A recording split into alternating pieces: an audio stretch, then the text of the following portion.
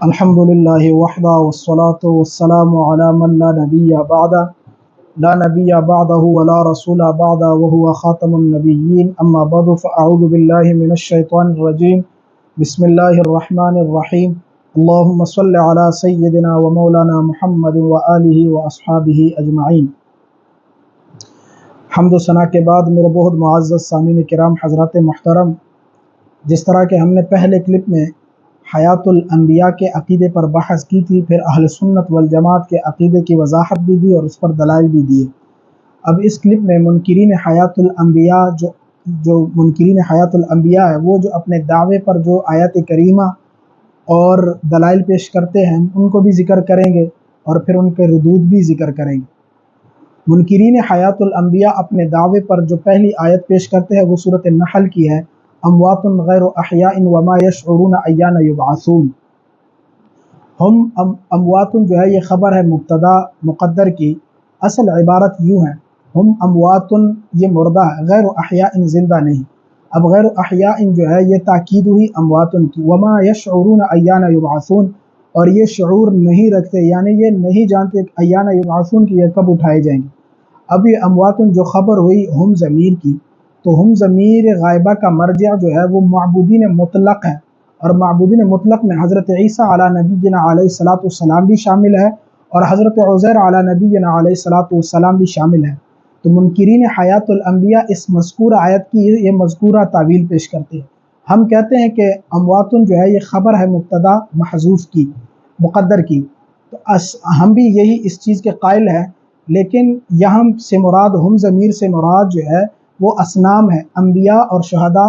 جو ہے وہ مراد نہیں ہے۔ اور ہمارے پاس یہ دلیل ہے، جامع البیان تفسیر طبری جلد نمبر 17 اور صفحہ نمبر 177 میں وہ نقل کرتے ہیں کہ حدثنا یزید قال حدثنا بشر قال حدثنا یزید قال حدثنا سعید عن قتادہ رضی اللہ عنہ قوله اموات غیر احیاء وما یشعرون ایان یبعثون وہی هذه الاوثان التي تعبد من دون اللہ اموات لا ارواح فیها ولا تملک لأہلها ضرا ولا نفعا۔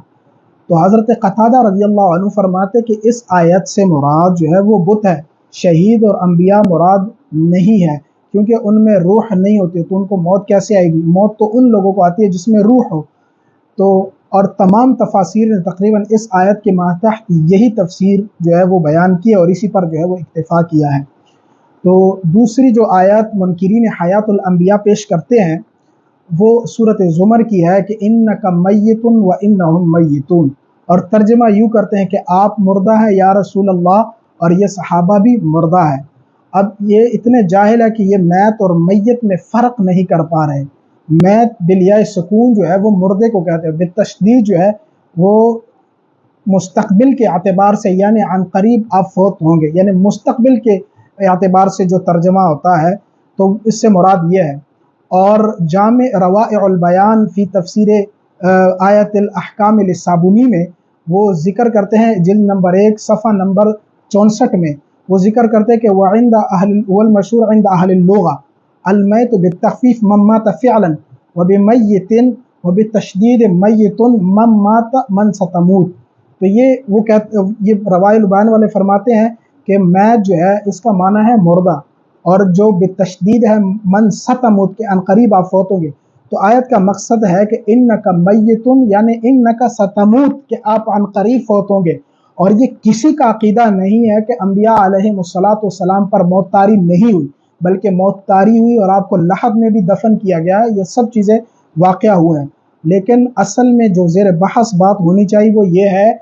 کہ کیا جو حیات برزخی ہے اس پر بحث کرنی چاہیے کہ قبر میں کیا حالت ہے، اس پر ہمیں جو ہے نا وہ بحث کرنی چاہیے۔ اللہ تعالی ہمیں عمل کرنے کی توفیق دے۔